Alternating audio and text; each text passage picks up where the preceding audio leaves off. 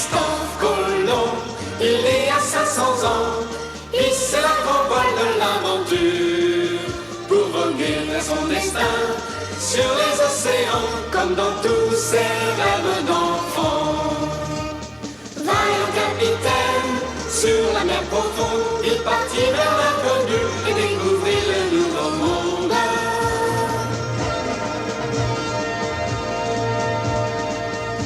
Sous le soleil, toujours guidé par son cœur, jamais il ne connut la peur. Les souverains d'Espagne lui donnèrent la mission de porter bien haut leur drapeau. Malgré les tempêtes, sur la mer profonde, il partit vers l'inconnu et découvrit le nouveau monde. Ces caravelles voguèrent vers le mystère d'une terre inexplorée. Au-delà des mers, cet homme courageux s'appelait Christophe Colomb. Un jour il découvrit un nouvel horizon.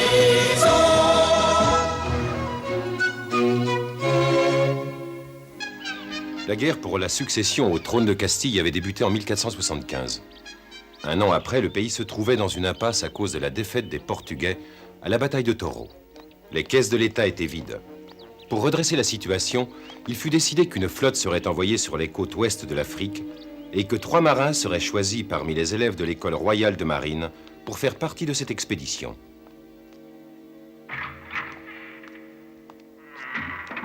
Qui êtes-vous? Je m'appelle Christophe Colomb. J'ai appris qu'on préparait une expédition vers la Guinée. Je suis venu vous dire que j'aimerais en faire partie. Les enseignants sont seuls juges pour le choix des partants. Ce choix a déjà été fait, c'est trop tard. Voici les 3 élèves désignés pour embarquer. Quel rustre ce Colomb! Voilà un étranger sans titre et sans le sou qui s'introduit dans cette école et qui garde son couvre-chef pour nous parler.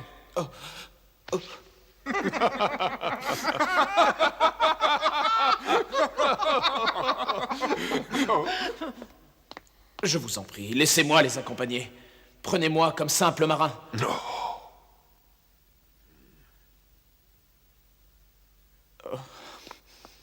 Cette flotte sera formée de bâtiments de guerre qui prendront des routes stratégiques. La réussite de leur mission est vitale pour notre pays. Il n'est pas indiqué qu'un étranger puisse y participer.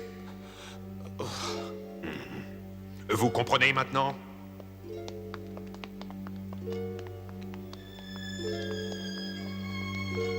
Attendez, puis-je vous poser une autre question? Nous vous écoutons.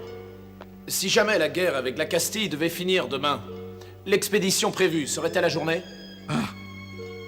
Franchement, personne n'en sait rien. De toute façon, les dates et les buts des expéditions maritimes sont secrets d'État.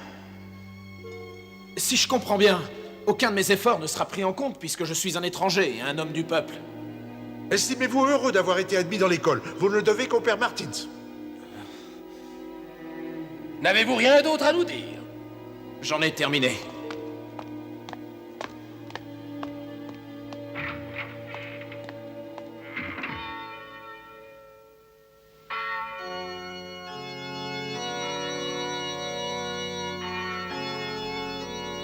Seigneur, je vous remercie, je vous rends grâce.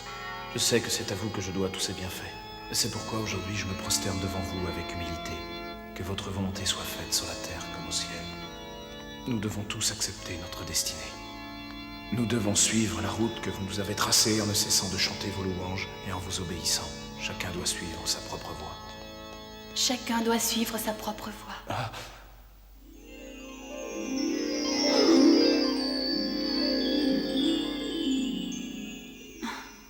Je vous en prie, veuillez m'excuser. Ce n'est rien, je venais de terminer ma prière.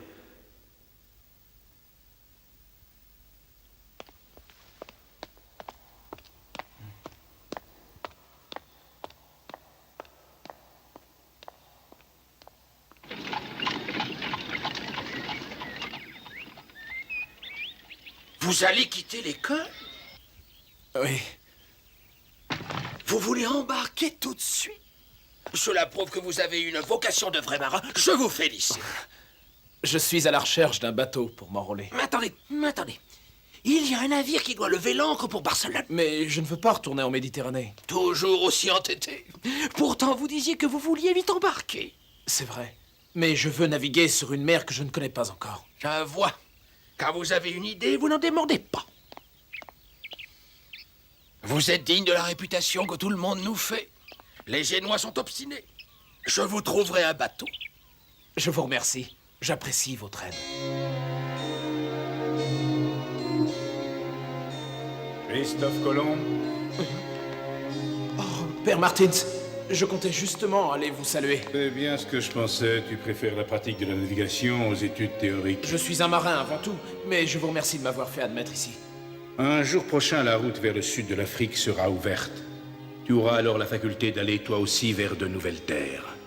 Et les enseignements de notre école feront de toi un grand navigateur.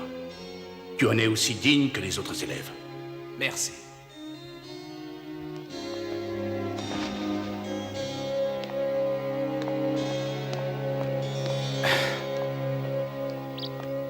Les voyages d'exploration vers l'Afrique ont été interdits pendant longtemps. Mais ils sont à nouveau autorisés par le roi. Vous avez enfin la chance de pouvoir réaliser ce dont vous rêviez depuis toujours. Les 3 étudiants qui ont été choisis seront les premiers à recevoir l'honneur d'entreprendre ce voyage.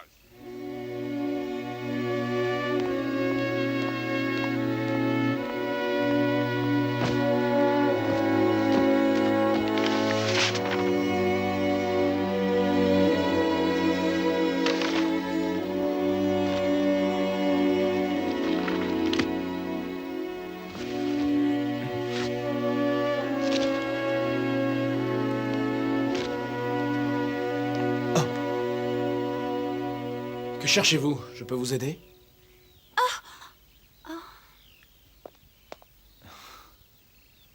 Oui, merci, je cherche un livre sur l'île de Madère. Il en existe un, en effet, mais vous ne pouvez pas le trouver sur ces étagères. Et pourquoi cela? Parce que c'est moi qui l'ai. J'en ai eu besoin pour mes recherches.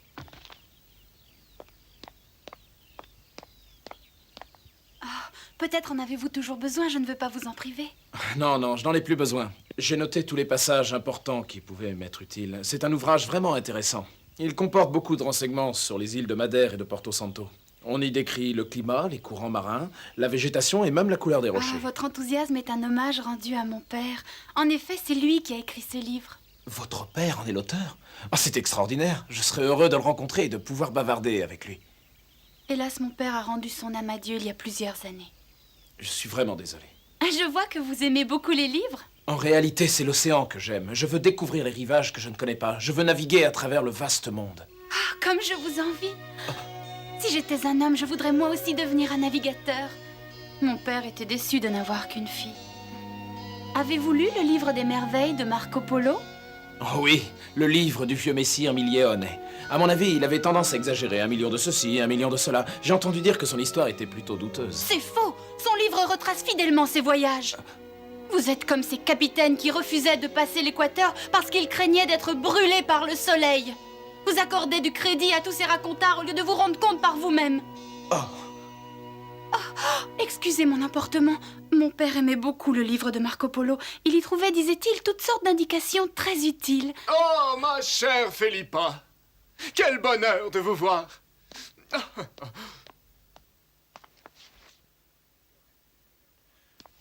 Permettez, je vais vous raccompagner chez vous. Martha, faites avancer la voiture.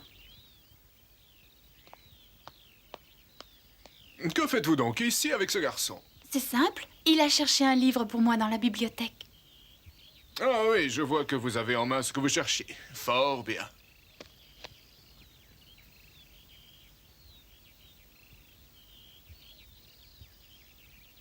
Nous pouvons partir à présent.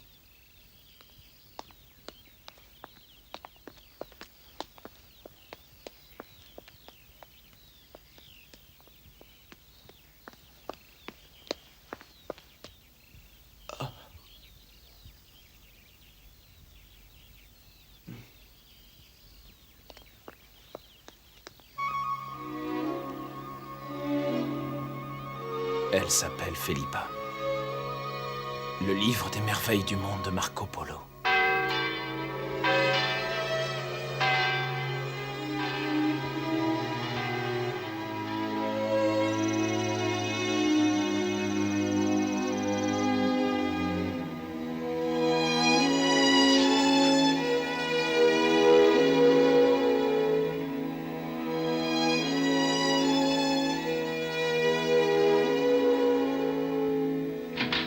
Christophe, je suis là.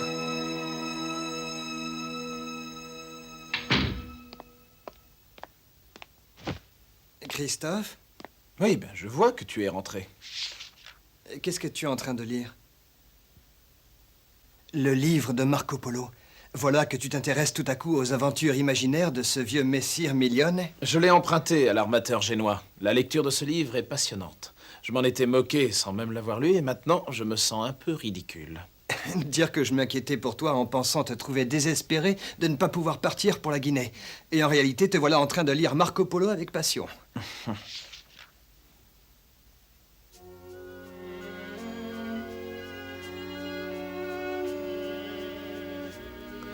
La capitale de Katay, c'est Kambalik. La ville la plus riche est Kinsay. Le plus grand port de commerce du monde, Naifang. Et voilà les îles dorées de Sipangu flottant sur les mers de l'Est.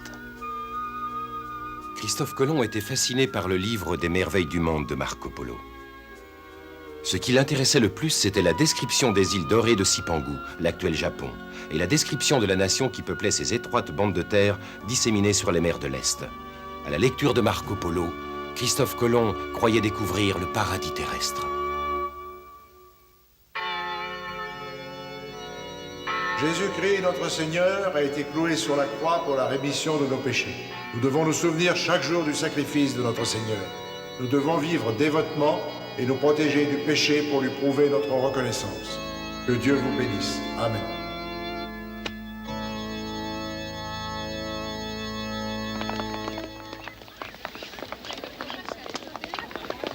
Ça ne va pas? Christophe? Je crois que c'est un signe de Dieu. Excusez-moi. Laissez-moi passer, s'il vous plaît. Mais Christophe! C'est certainement Dieu qui veut que nos chemins se croisent. Ah, le jeune homme de la bibliothèque. Colomb. Je suis Christophe Colomb. Felipa Perestrello et Moniz, nous ne nous étions pas présentés la dernière fois. Non, en effet, et aujourd'hui je dois vous remercier. J'ai suivi votre conseil, j'ai lu le livre de Marco Polo. C'est assurément un grand livre qui m'a beaucoup appris. Ah, je suis heureuse que vous l'ayez lu. Et je suis confuse d'avoir été aussi grossière avec vous l'autre jour. Oh!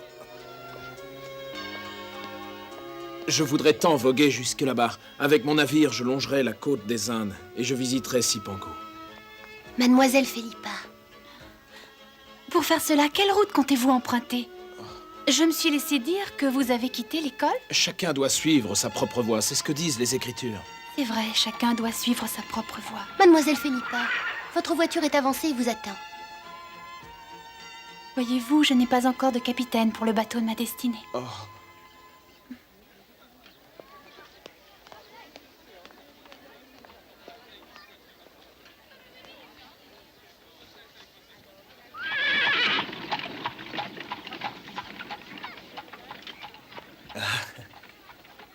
Je comprends ton soudain engouement pour le livre de Marco Polo. Elle est très belle, n'est-ce pas? Oui, c'est la belle Felipa Perestrello et Moniz. Et attends une minute. Perestrello, mais c'est le nom du gouverneur général qui a fondé Porto Santo. Oui, en effet, c'est bien lui.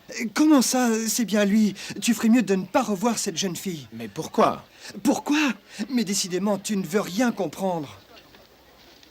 Il n'y a que 2 familles très puissantes au Portugal et les Perestrello sont une de ces 2 familles. Des gens du peuple comme nous ne leur arrive pas la cheville. Je te le répète, tu ferais mieux de l'oublier très vite.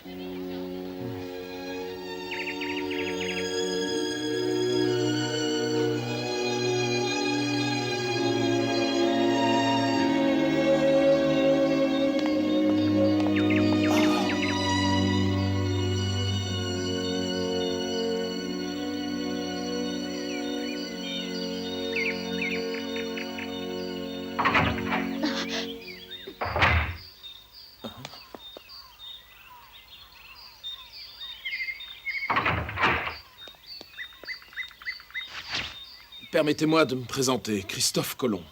Dites-moi ce que je peux faire pour vous. Je suis venu jusqu'ici dans l'espoir de rencontrer mademoiselle Felipa. Felipa reçoit un ami, on ne peut pas la déranger. Très bien, je reviendrai plus tard. Il n'en est pas question. Pas question? Sa dame de compagnie m'avait déjà averti au sujet de vos mauvaises manières. Je doute fort que Felipa puisse accepter de vous recevoir même si vous insistez. Je ne vous retiens pas, jeune homme.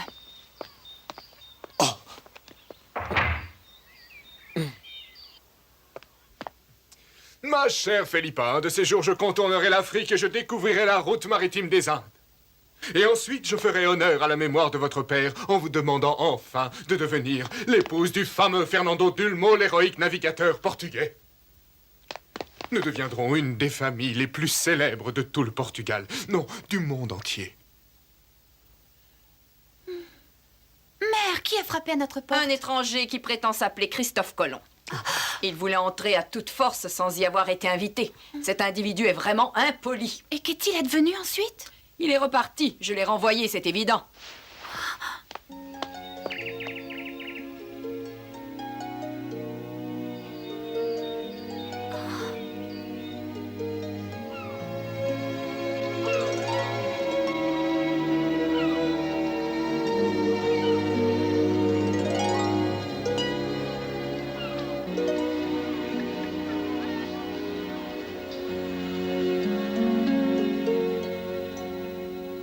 Si je comprends bien, tu as été te présenter à la maison de Philippa.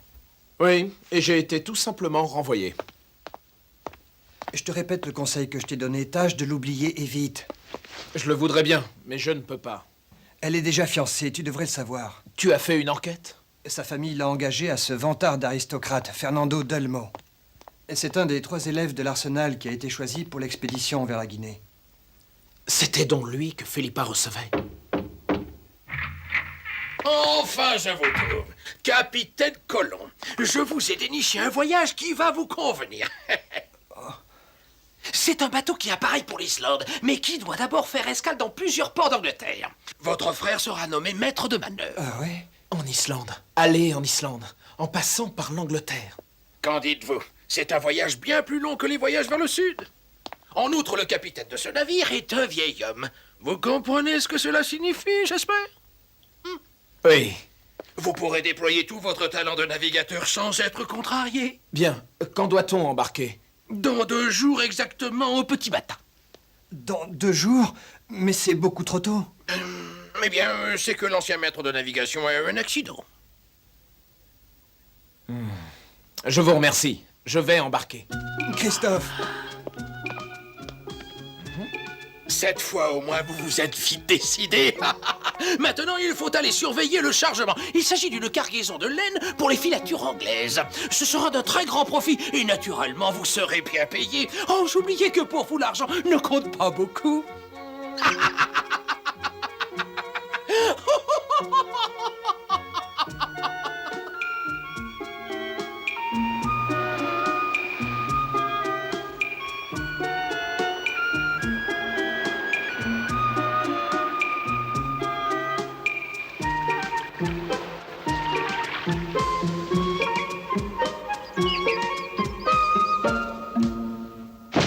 Tu es vraiment décidé à y aller? Écoute, je te remercie pour ce que tu as fait. Quand je reviendrai, ce sera à mon tour de t'aider. C'est surtout de l'océan dont tu es amoureux. Si ça peut te suffire. Qu'est-ce que tu veux dire? Je parle de tes sentiments pour Philippa. Je t'avais dit qu'il valait mieux ne plus songer à elle, mais... Ce voyage en Islande n'a rien à voir avec elle, Bartholomé. D'ailleurs, tout espoir n'est pas perdu. Tu le crois? Elle ne m'a pas dit elle-même ce qu'elle pensait. Jusqu'à présent, je n'ai eu que l'opinion de sa mère. C'est pourtant vrai. Rends-moi un service. Fais-lui parvenir au plus tôt ce billet. J'ai compris. Je retire ce que je t'ai dit. Chère Philippa, ne m'en veuillez pas de mon comportement. Je suis un maladroit et je ne comprends rien à l'étiquette des aristocrates. Mais s'il est vrai que j'aime beaucoup naviguer sur le vaste océan, je viens de découvrir que c'est vous que j'aime plus que tout au monde. J'ai été mis à la porte par votre mère, mais je n'abandonnerai pas tant que je ne connaîtrai pas votre sentiment. Je me sens comme un bateau échoué. Je vous en prie, donnez-moi une chance. Je veux savoir ce que vous pensez de moi, et si vous croyez ce que je vous ai dit. Demain, mon bateau fera voile vers l'Angleterre. Si vous partagez un tant soit peu mes sentiments, j'espère vous voir sur le quai. Vous serez venu me dire au revoir, et je m'en irai avec cette espérance au cœur. Votre Christophe Colomb.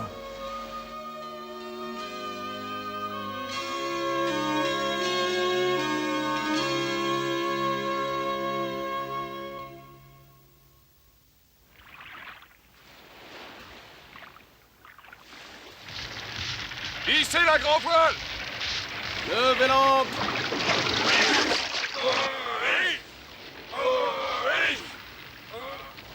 Prêt à parier! Capitaine, nous sommes prêts pour la manœuvre. Très bien, alors mettez cap au nord. Larguez les amarres. Toute voile dehors.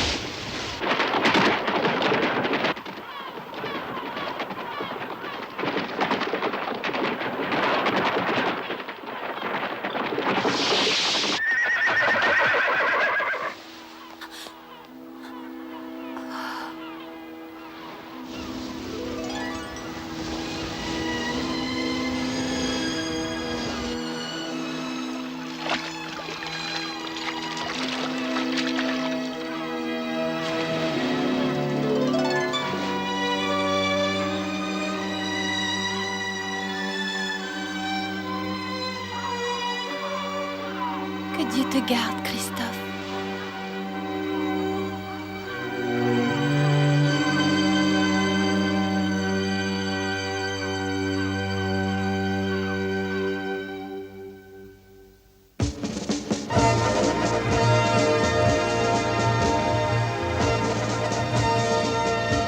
Christophe Colomb, il est à 500 ans, hisse la grand voile de l'aventure pour voguer vers son destin sur les océans comme dans tous ses rêves d'enfant. Vaillant capitaine, sur la mer profonde, il partit vers l'inconnu et découvrit le nouveau monde.